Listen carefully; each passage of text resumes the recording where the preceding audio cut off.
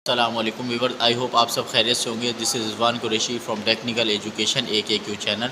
आज जो हमारा प्रैक्टिकल है वो टू सिंगल वे स्विच की मदद से दो LED बल्ब को कंट्रोल करना है।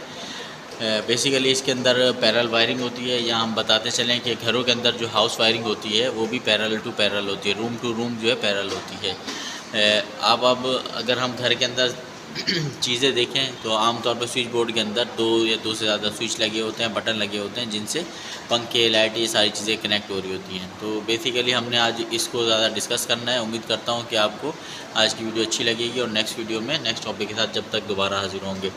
ये हमारे पास अगर आप यहाँ से देखें ये फेस जा रहा है, फिर हमारे पास ये एक MCB ब्रेकर लगा हुआ है, फिर सेफ्टी या प्रोटेक्शन के लिए हमने ब्रेकर लगाया है। दैन फिर हमारे पास जो ये सिंगल वे स्विच है जिसके साथ हमने एक सिंगल वे स्विच के साथ इसके मेन पॉइंट को दूसरे मेन पॉइंट के साथ हमने कनेक्ट कर दिया। तो सप्लाई दोनों स्विच में आ गए। अब यहाँ से एक हाफ़ ली हमने और ये हमारी हाफ़ जा रही है हमारे पास ये LED बल्ब के अंदर फेज़ में आ गए।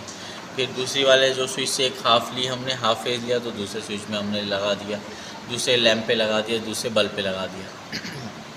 और हमने न्यूट्रल, दोनों के न्यूट्रल, ये जो ग्रीन तार से आप जा रहे हैं वैसे तो नॉर्मली ब्लैक वायर से होते हैं, तो हमने इसको ग्रीन से शो किया। ये और ये पॉइंट जो है ये न्यूट्रल पॉइंट है, इन दोनों को कॉमन किया और ये हमारे पास दोबारा 2 पोल ब्रेकर लगा हुआ था तो फिर हमने न्यूट्रल इधर से ले लिया। ये एक कनेक्शन है। और अगर इसी को आप सिंप्लीफाई करें कि एक सिंगल वे स्विच से एक लैंप को कैसे कंट्रोल करते हैं, जो कि हमारा प्रीवियस टॉपिक था, वो ये है कि यहाँ 2 पोल ब्रेकर लगा हुआ है, यहाँ पे फेज़ इन हो रहा है, यहाँ न्यूट्रल इन हो रहा है, यहाँ से फिर हमारे पास ये फेज़ आगे जा रहा है स्विच में, फिर ये इधर से हाफ़ जा रहा है हमारे पास LED बल्ब में, फिर यहाँ से हमारे पास ये न्यूट्रल जा रहा है। इसके लिए जो चीज़ें रिक्वायर्ड होती हैं, जो हमारे पास प्रोसीजर या टूल्स रिक्वायर्ड होते हैं, वो कॉम्बिनेशन प्लेयर चाहिए, कटर प्लेयर चाहिए, नोज प्लेयर चाहिए होता है, फ्लैट और फ्लिप स्क्रू ड्राइवर चाहिए होता है, फेस टेस्टर चाहिए होता है। इसके अलावा मेजरिंग टेप भी चाहिए होती है।